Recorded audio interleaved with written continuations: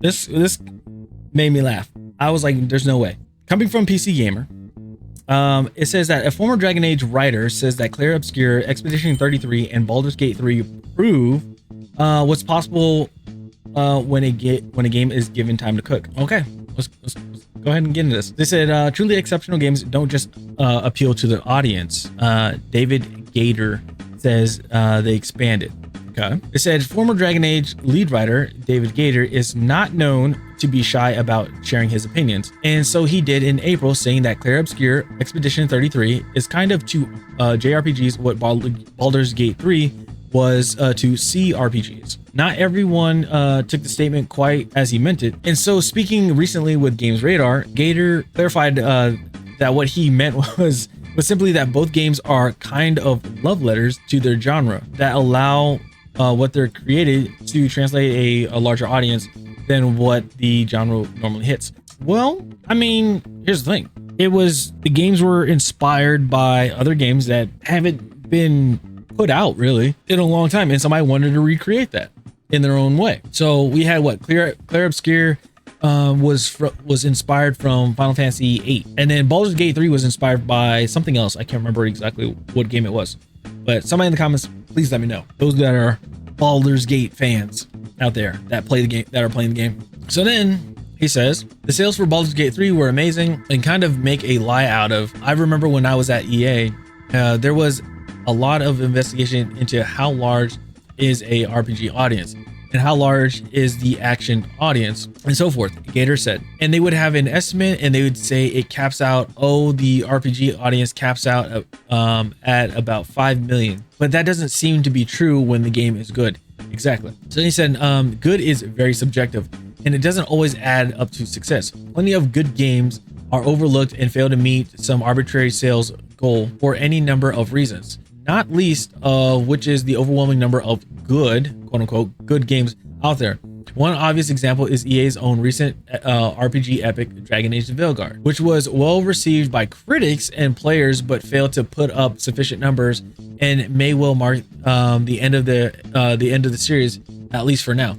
Well, I mean, we all know the reason for it. Like, it was pandering to people, and you have a character in there that is saying that they're non-binary.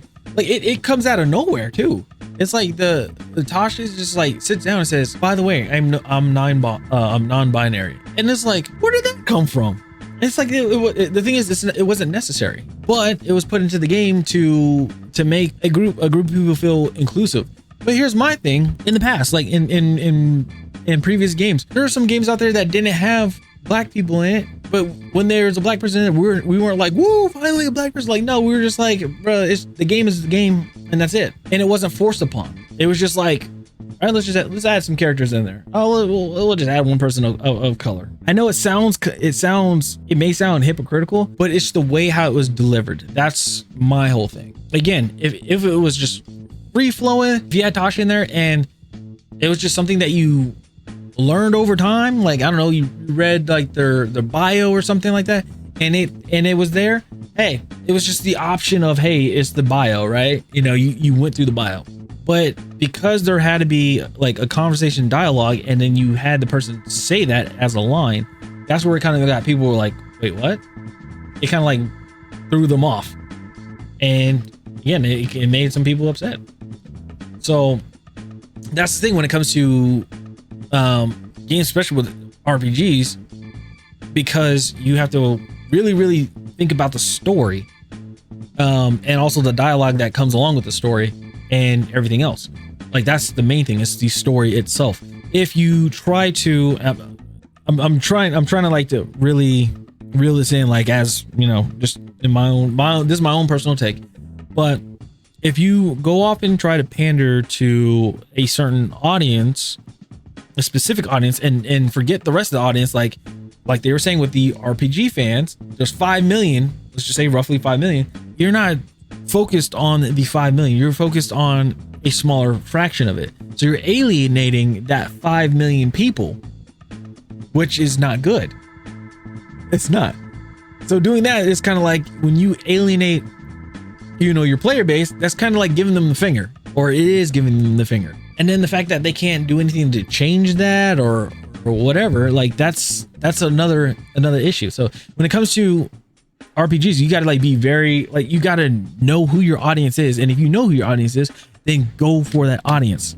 But anyway, they said going further, they said that Gator is seemingly talking about the much rarer phenomenon of games that are truly exceptional rather than merely good. He says, I think there's such a thing as expanding the audience, as opposed to treating the audience as this finite number of people, right? He said. And I think that's what Expedition 33 really does.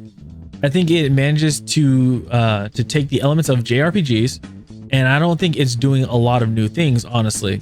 It's taking a number of more recent trends and kind of bundling them up in an interesting way that I think makes it very accessible to people who normally wouldn't play JRPGs.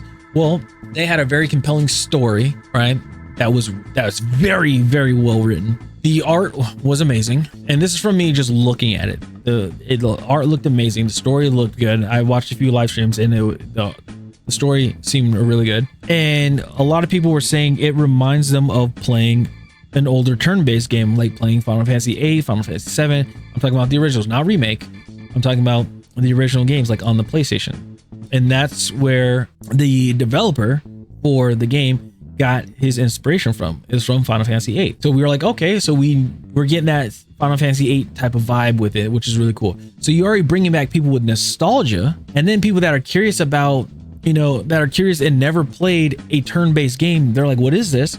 It looked interesting, so then you captured them. But for people that are nostalgic and played Final Fantasy before, we're like, cool, we're getting back a turn-based game. And people are like, well, why? Like, what happened? Because we all know what happened with turn-based games. Square Enix stopped, and that's why they were like the colossal titans of JRPGs, because they were turn-based, and that's what was really doing well. But then at some point they just stopped. They just stopped, and they're like, it's not selling enough. It's not going to sell much anymore. But Broch was just like, okay, fine, we'll do it, and prove them wrong. Oh man, it's so crazy. So they said, and he said, the successes of Clair Obscur and Baldur's Gate 3 also demonstrates what's possible when a game is given time to cook. Baldur's Gate 3 had an extended and very front-facing early access period, while Clair Obscur director, I don't know his name, so I'm just gonna say Broch. I just know the last part. Broch said earlier in May via MP First that it would have taken years to get the project approved at his former company, Ubisoft. I think Ubisoft would have turned it down, honestly, because I don't know where they were going. Let's see. Publishers want mass appeal, Gator said.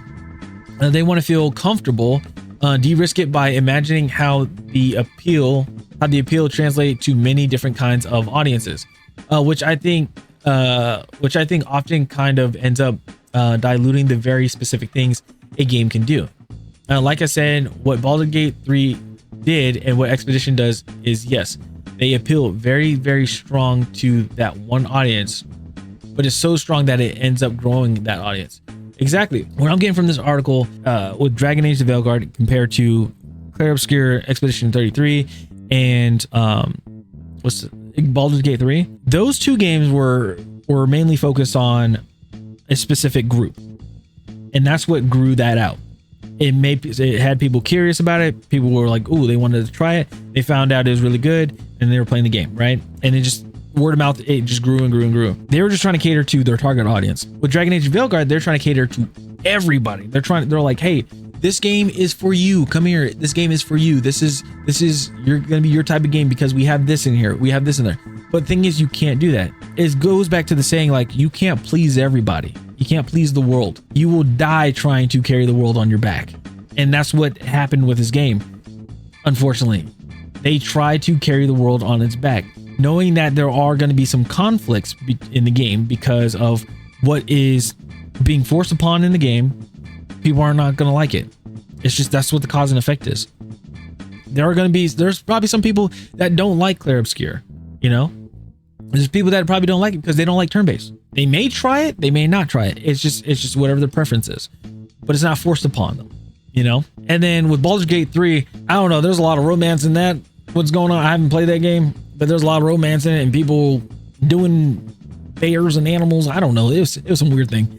But I know I got a few friends that play that game and they could probably tell me more about it. But yeah, that game just wasn't meant for me. That Baldur's Gate 3 wasn't, it just wasn't meant for me. But Clear Obscure, I haven't played it. I seem interested in playing it. I'm just like in between a whole bunch of games and stuff right now, so I'm not entirely sure yet. But basically that's what my point is when it comes to this. It's just like there are two games that were catering towards their target audience, and then you have another game that was trying to cater towards everybody or to this modern audience that people still don't even know who they are to this day. We still don't know who they are, and it's not trying to be an attack or anything, but it's like this is something that they should learn. Hopefully they learned about like what worked and what didn't work. So hopefully if EA does approve of them doing another Dragon Age game, that they just go back to their target audience, just go back to what they were doing, go back to what worked. I understand like this didn't work, so let's just go back to what it was with Dragon Age Origins, Dragon Age Inquisition, and maybe you'll get some people back. You know, you may get your player base back, or you may get like a good amount of your player base back. Who knows? When it comes to that, make sure it's just the hiring practice. Make sure that's good. Make sure it's people that are really passionate about medieval times and like, you know, about those style of games and everything. Like, and y'all can get it going. I don't think any company would like, you know, I don't think they're doomed. I don't think any company is doomed unless they want to keep the people that were causing the issues. That's my only thing. That's all I got for this video. I appreciate it. Thank you guys so much for hanging out. And yeah, this is Alpha Channel. Let me know what you guys think in the comments about this article when it comes to this game. Also, last thing I want to say with Dragon Age Veilguard, didn't that game take like 10 years to develop? Let me see here. Hold on. In 2015, it took them 9 years. It took them 9 years. So it took them that long to make the game. So 9 years. When did Baldur's Gate 3 start? It started in 2016. When did it release? In 2023. So it took them 7 years. So they have 9 years and you got 7 years. Okay. Now, when did Expedition 33 start? 2019. The game came out in so 6 years. So 6 and 7 years compared to 9 years. And they said it's because they let them cook. But you have more time. Make that make sense for me, please. I'm really trying to understand. These games had a shorter amount of time and are successful. You had more time and didn't do well. And you're saying because they had more time.